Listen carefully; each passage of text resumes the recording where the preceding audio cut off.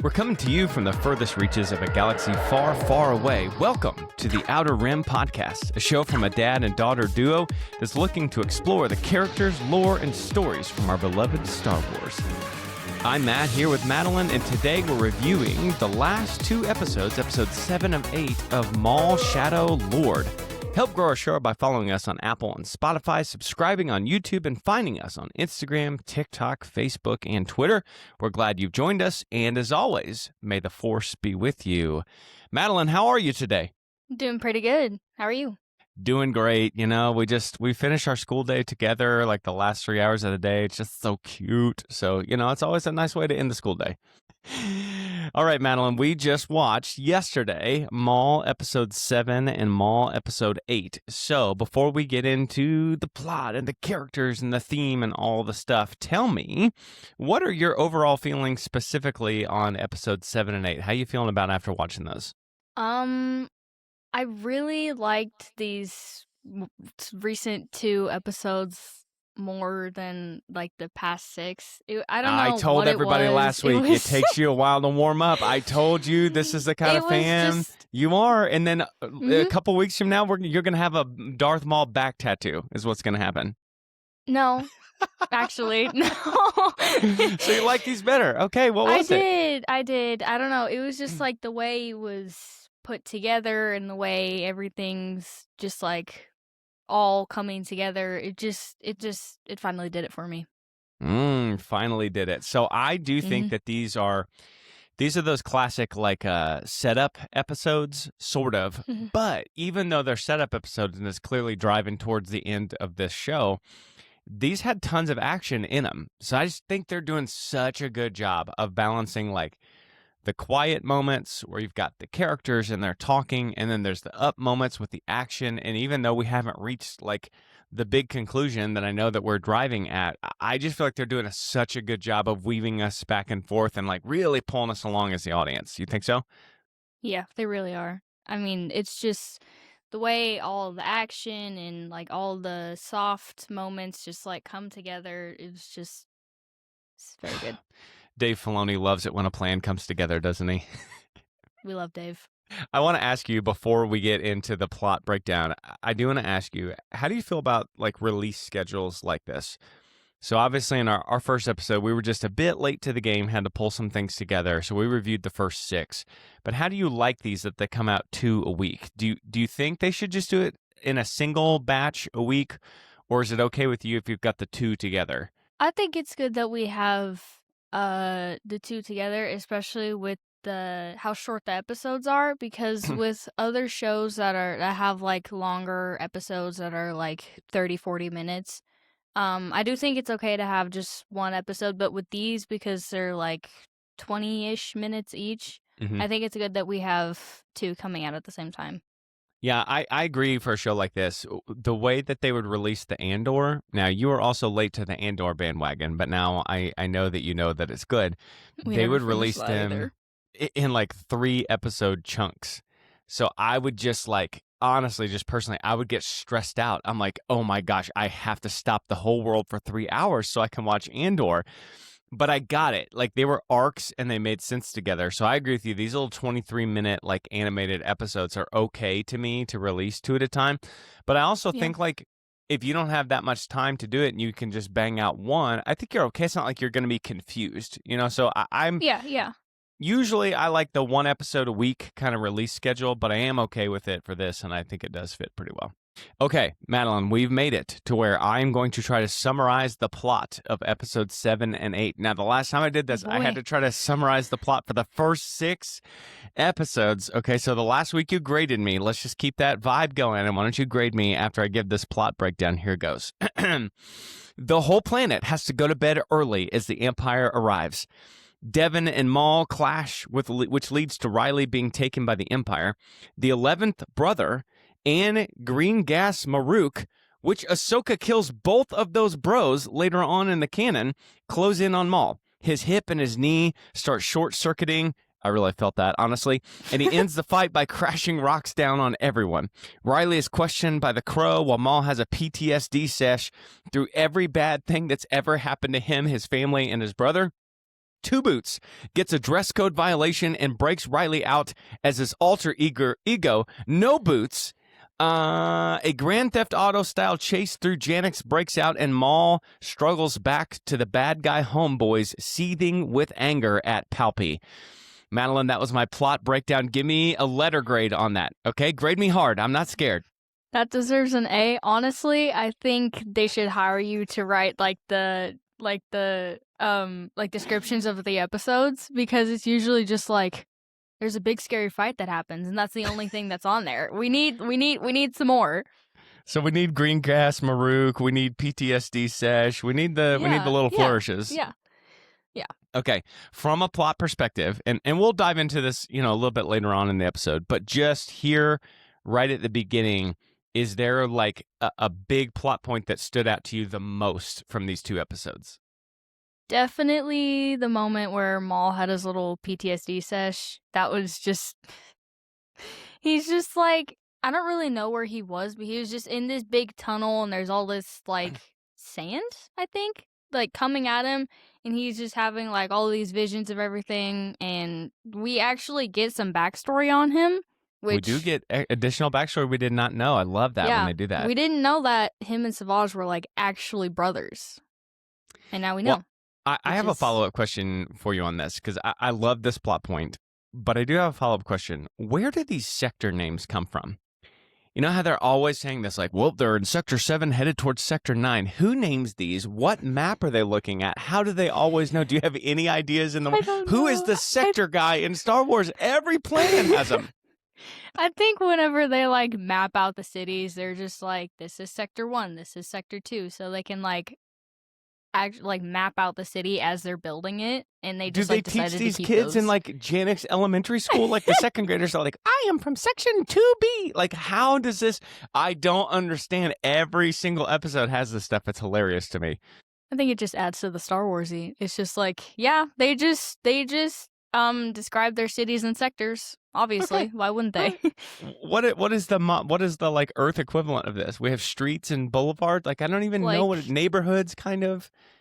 Yeah, actually. Like Little Italy in New York, or Chinatown in San Francisco. That would just be like Sector B4. That sounds so much more menacing than like Little Italy. Little Italy? No. Sector B4. Madeline, we need you to report to Sector B4. Yeah, that does sound like you're about to get your hand chopped off. Yeah, exactly. Yeah.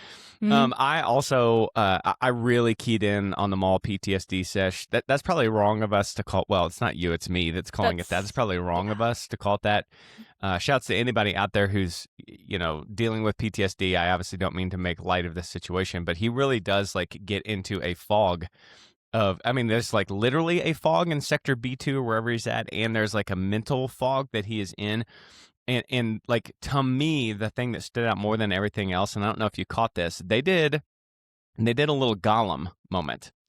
He looked in the water, and he like looked over it like, I hate you. Gosh. Yes, and he said, I hate you, like slapped the water.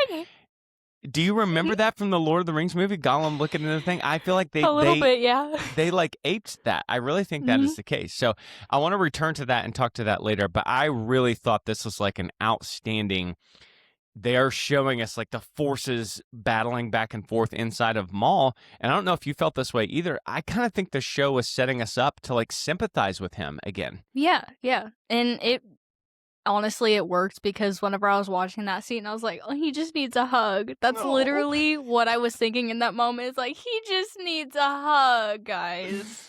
This poor baby. He won't be a bad guy anymore. If somebody tried to give him a hug, he'd probably, like, kill you, but that's not the point. Well, it is what it is there. It is what it is. Sometimes. It is. All right. Audience, we are going to jump into character development, but not before. As a very new podcast, you know how the game works. We have to remind you of this stuff. Please remember to subscribe on Apple and Spotify, and follow us on YouTube if you are watching there. Thanks to everybody who has done that so far. This is just like a cool experiment that we're doing in our family. And again, I said this last week, but like, this is one of my favorite things I have ever done anywhere, is to be able to do this with my daughter Madeline here. And so we're very excited about that. So please hop on board. Send this to your friends. You got Star Wars people. Like, get all the nerds on board. We love them all. Yes. All right, definitely. Madeline. We need to talk character development Okay? So I think once again this week, we need to start with your boy Maul. And I'm just going to start calling him your boy Maul because I kind of think that you might marry Maul. No. No. Just a No. bestie. Yeah. Okay, Yeah. Maul's your bestie. All right. Yeah. What did you see character development wise from your bestie? He is still definitely giving those adorable vibes, especially when there was a specific moment whenever he was coming back to the Mandalorian camp somewhere on Genix, probably in Sector B2 or something. Yeah, I don't know. that was my feeling too. Yeah. Yeah. He was coming back there, and Spybot, the little robot thing, he said something like, "You're finally back," and he like pet Spybot, and I just thought that was so cute. I was like, oh.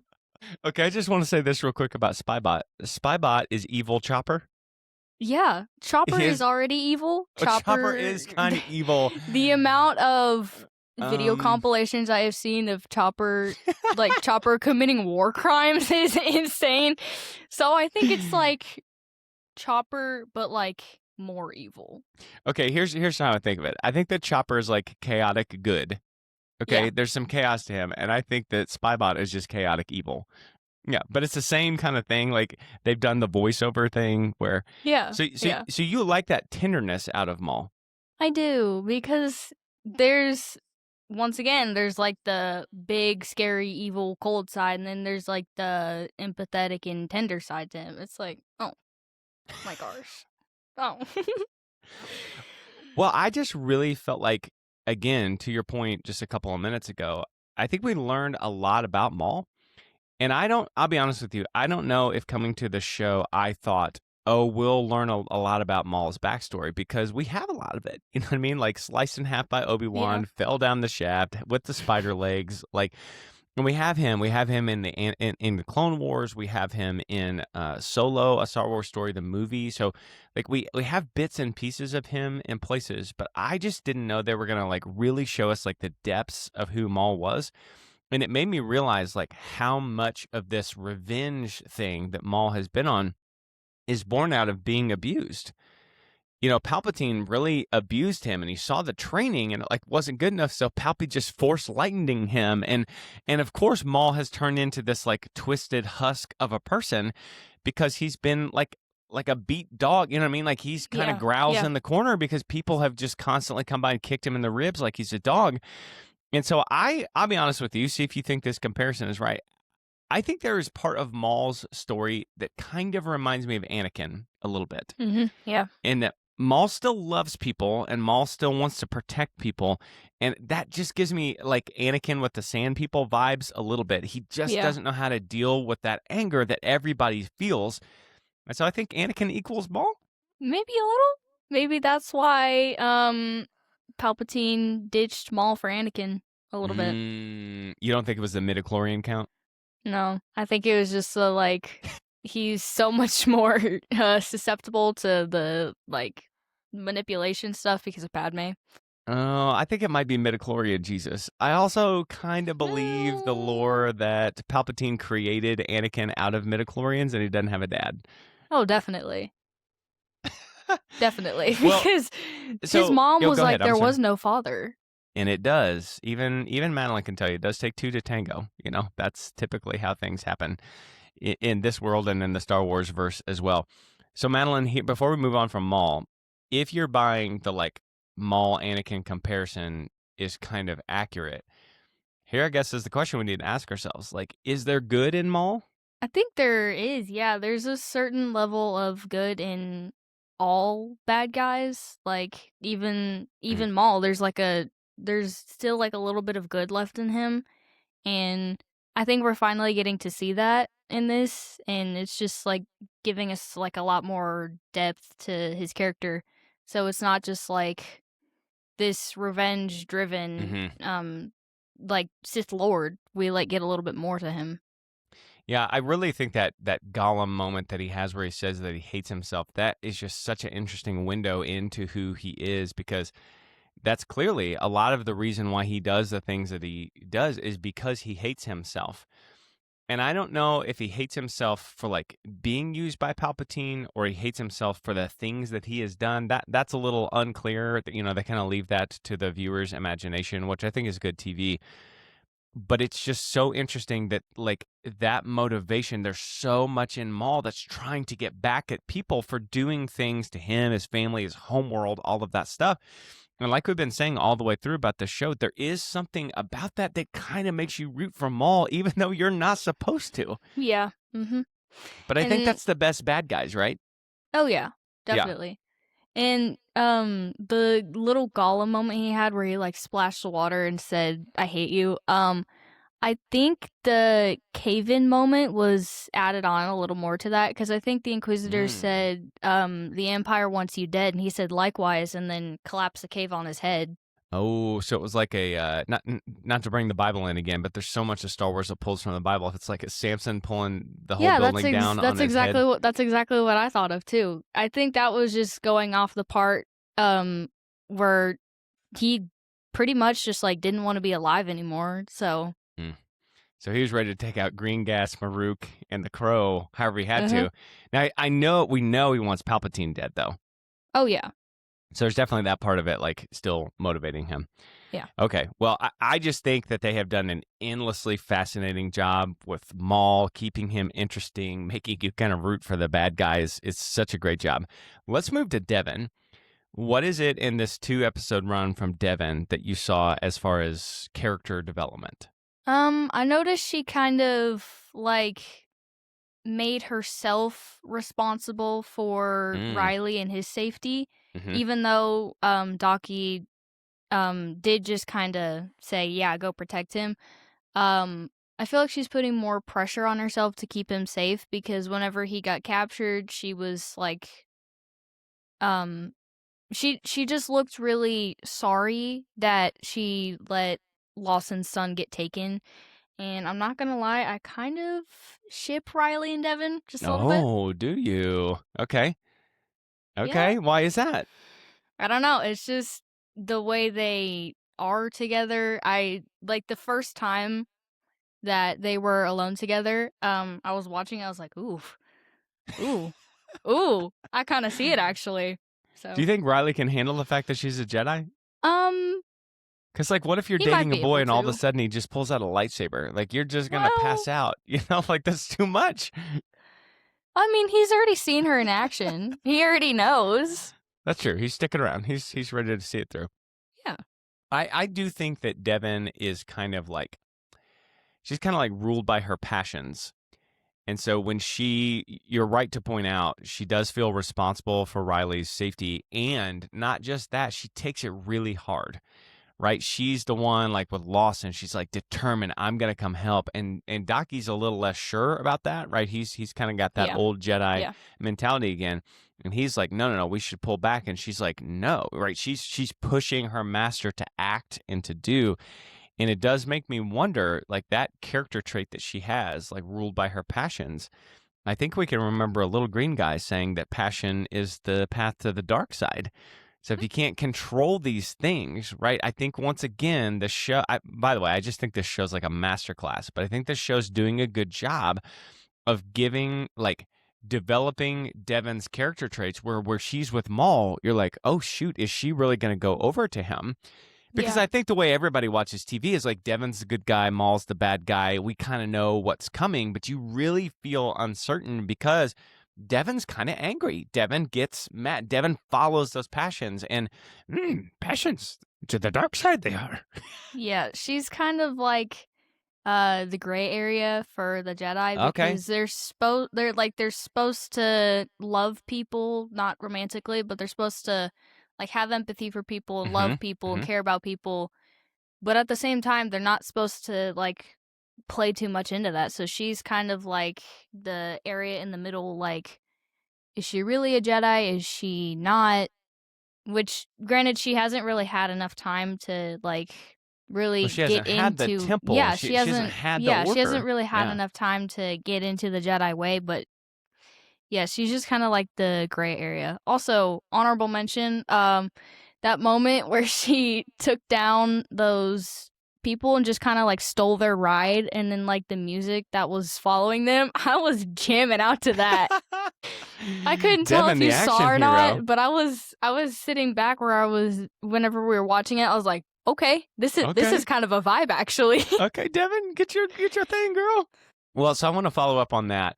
Let me go first on Daki because to me, the character stuff with Daki is that he is so defined by the failure of the Jedi.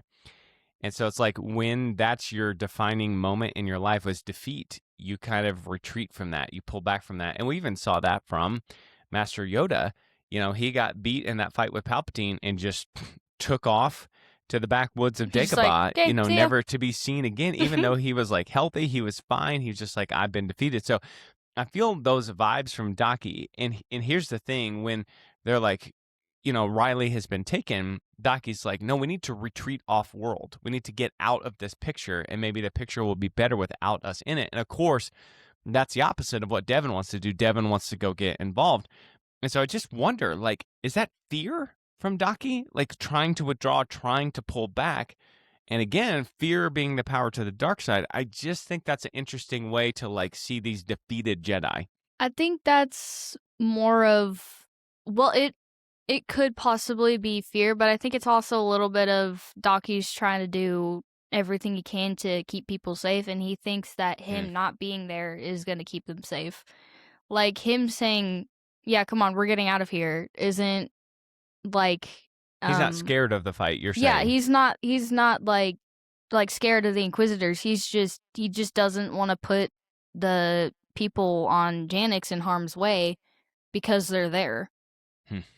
Okay. Was there a character trait that stuck out to you about Daki or from Daki?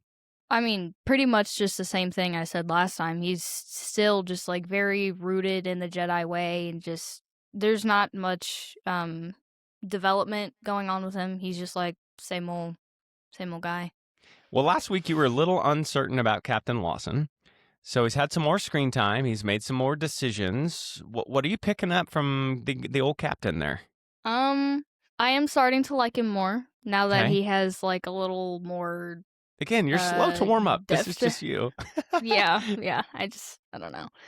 I really do like the dynamic he has with Two Boots. I just think that I think you mean No Boots, ma'am. Oh, I'm sorry, No Boots. I just like love the way they are together, and the fact that he let Two Boots just like have a pair of boots. Like that's just like that's iconic. Like yes. I was getting the vibe from Two Boots. It's like in the last trilogy of the Star Wars movies, C-3PO's got that red arm, and he runs up and is like, you might not recognize me. I now have a red arm. And Two Boots is like, you might not recognize me. I have no boots. I'm like, no, bro, we know actually who you are. I don't have boots anymore. I didn't know you guys knew who I was. My defining feature has been taken away from me. Yeah. So I think Captain Lawson is, to me at this point in the show, he's kind of defined by loyalty. Loyalty to his son. He also, you can tell he's taking it kind of hard that his wife has left and their relationship doesn't appear to be very good. He's kind of taking that hard. He wants to be the dad, that kind of thing. But then it's not just his own loyalty to people, it's other people and droids' loyalty to him. Two Boots, aka No Boots, risked his whole programming to save his son. And then let's not forget Rena Soul. She is just right in the middle of a kaleidoscope of stormtroopers. And of course, stormtroopers just dumb as box of rocks, right? She steals one of their guns and kills all of them, and it's not that big of a deal. And then but the fact that these other people and droids are willing to sacrifice, to face hardships in their own life to help Captain Lawson gives you the sense of he might do things a little bit shady as a cop, but like deep down, this is a guy that people believe in and is worth following. And I just think we see that more and more through these episodes. Yeah. He kind of reminds me of Cham Syndulla from Clone Wars. That's okay. Hera's father. He's just like this like radicalist fighter who is trying to do everything he can to protect the people of Ryloth, and doing some kind of questionable things while he's doing it, but there's like good reason behind it. Yeah, that's the old do the ends justify the means? Like, is it okay Yeah. to do some things that are a little sketchy if you're trying to do something at the end? Now, this is Yeah. starting to Yeah. sound a little bit like Maul. Oof, just a little So I bit. know you're up for that. I know you're down with that. Yeah. All right, Mads, let's talk theme. Okay, there have been some big ideas in these episodes. So, what is one of the big ideas that really reached out and grabbed you this time? Um, definitely fear with Maul's little breakdown and Riley's reaction to the aftermath of the interrogation with the crow. You could just see on this poor boy's face, he was shocked to his core from that. He's just like I sitting was in. shocked to my core. What about them red eyes? Like, dang, He was Crow. just sitting over there, like in the cell, just like. I Yeah. never seen anything like this. So, the fear for Maul. What is that telling you about Maul, or how do you think that's going to resolve itself? Is it going to resolve itself? Like, is Maul dealing with that fear in the right way? I think it's gonna add a little bit more to his like struggles to survive and struggles to try to do what he's trying to do, because if he has this like pit of fear like in his chest just like at all times, like essentially haunting him, Mm-hmm. it's gonna kind of hinder his ability to try and go after Obi-Wan and try to go after Palpatine, because he's still like terrified of Palpatine mainly, but Obi-Wan a little bit. You know what's interesting is the person we hear the words fear from is actually Devon. And I'm pretty sure that Devon is talking to Riley, and Devon says, "Fear is natural. It's what you do in response to it that matters." And that is interesting because Maul clearly, in this breakdown of a fog and a fuzz that he's going through, he's scared. I mean, there's parts of him that are scared of Palpatine, scared of what happened to Savage, all the things that happened to him. And at least so far, Maul is kind of taking that fear and like, I don't know, I guess bundling it up into evil. He's just angry and lashing out at the world around him. And to me, all the stuff he does with the underworld, the Crimson Dawn, and the Pikes, and all this, I don't actually think that Maul cares about that stuff too much. I think to your earlier point, those are like the means justify the end for him. If I Yeah. have to sell drugs to people and make money this way so that I can get power to do the things that I want to do, I'm okay with that. So I do think that is an interesting way to think about fear. One of the themes that really stuck out to me was programming. And Two Boots is programmed as a droid to act in a certain manner. And by the way, maybe you can help me figure out what the human equivalent of this would be. Obviously, that Imperial officer was going to just like threaten Boots with wiping his memory and his programming. Yeah. Yeah. What is the equivalent of that to a human? Is that like killing a person? Like, what is that? Essentially, yeah. Well, That's Two Boots is going to keep living, but it's not going to yeah, be but Two it's Boots not. anymore. Yeah, like it's still the same droid, but it's not the same like memory banks. Oh, So I and know like exactly what it is. It's like being severed. It's still you. You're mhm the body is still you down, but that's not you anymore. You are the severed version of yourself. mhm Okay, so we would have to mhm sever Captain mhm Lawson. So of course this Imperial guy's gonna be like "Rah, rah, rah, rah, rah," all that stuff. yeah. But Two Boots goes against his programming, and it just started making me think like, who programmed Two Boots, who put that code into his system, that kind of thing. And I started thinking about Devon. Devon has been programmed her whole life by Daki.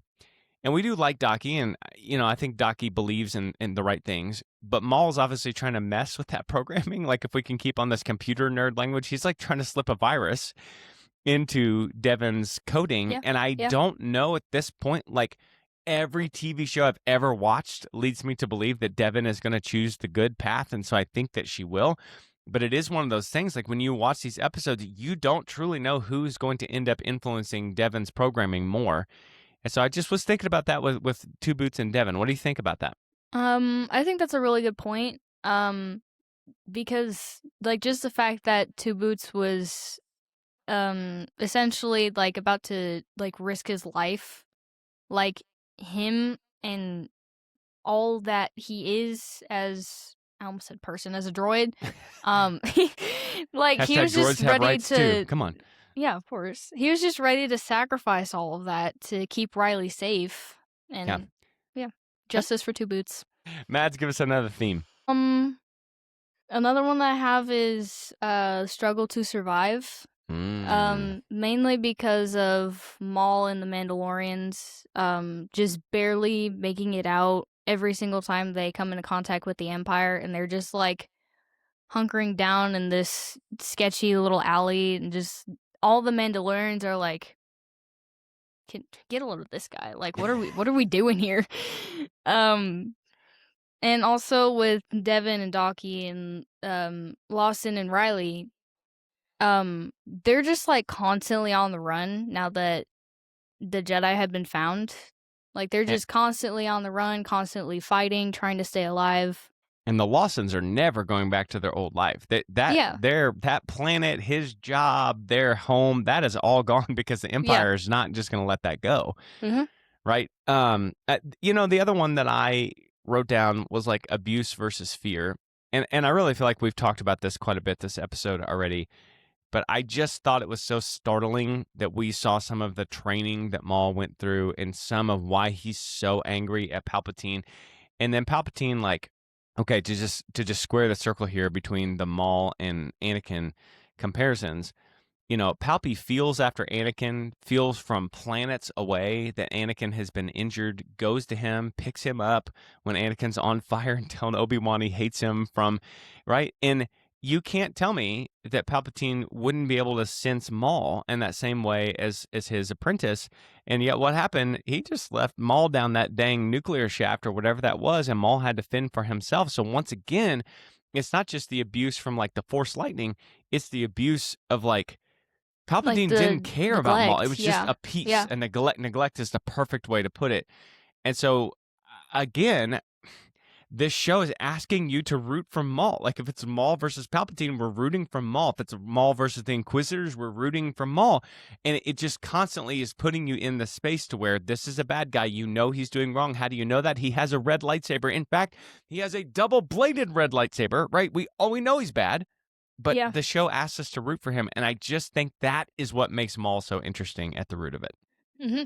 And I also did notice that some of the things that Maul went through with his training with Palpatine was, shares a lot of parallels with Savage's training with Palpatine. Like, whenever they were dueling, Savage and Palpatine in Clone Wars, and they were dueling, Savage messed up a little bit and like got shoved to the side and force lightninged. So whenever I saw that with Maul, I was like, hey, that's like the same exact thing that happened to Savage just a little bit earlier. Tells us quite a bit about Palpatine, doesn't it? Yep. I don't think he did that to Darth, though, because I'm not sure that Palpatine thinks he could take Darth one-on-one. So I think he kind of treated him a little different. Yeah. I think he just, like... So clearly something's not working here with this Force lightning stuff, so let's just, like, get in his mind he learned. He learned, I see. Yeah. He's like, let's use a little different approach here. All right, well, let's pull out the landing gear here. Tell me your favorite action set piece from these two episodes, which, again, these were kind of set up, but there was a lot of action in these. Definitely Maul fighting the Inquisitors and, like, collapsing the cave on them, and then... probably really bad that I have this as one of my favorite action pieces, but him having the breakdown, just like all the information and depth that we get added to Maul's character because of it, and I don't know, just did it for me. I knew you would pick your boy Maul, so I decided to not choose that one. I just thought this is a slam dunk, Madeline's just going to pick this. So I loved that part. I like the red versus red lightsabers. That's, again, we're not used to that. Again, we're put in a position to root for Maul. But I really enjoyed that like Grand Theft Auto car chase scene through Janix. Oh, yeah. I just like that kind of action. And frankly, I think that animated Star Wars can just do those better than live action Star Wars. It's easier to draw that stuff. You know what I mean? There's one part specifically, though, where like Daki jumps out of the car and then just like takes down one of those clone era transport ships just by himself. And I was like, what a complete baller. Like, how did the Jedi ever die? Because this guy just took out a ship while jumping from a car. Like, wasn't worried about it, wasn't even stressed about it, just got back in the car, was like, yeah, okay, let's drive. That was it. He was like, yep, let's just keep going, guys. Don't wait for me. All right, well, listeners, we only have one more episode of this Maul show next week, where we will review episodes 9 and 10. So, Madeline, we are right down to it. We need your predictions. I don't know if you have one prediction this week or two, but I'm going to let you go first. Give us a prediction of what you think will happen in episode 9 and 10. I still think Daki's cooked. He's just there's no hope for him. He's not gonna make it. He's cooked. He's just cooked. I also think that He's I just now cooked. think that unfortunately the 11th brother, aka Crow, aka the weird dude with the red eyes, I now think that I don't think Vader's coming anymore. I think it was him. And if it had Yeah. been Vader on that ship, you know what I mean? They just went a level down to the Yeah. 11th brother. Yeah. I'm going to just predict specifically that Daki is killed by the 11th brother.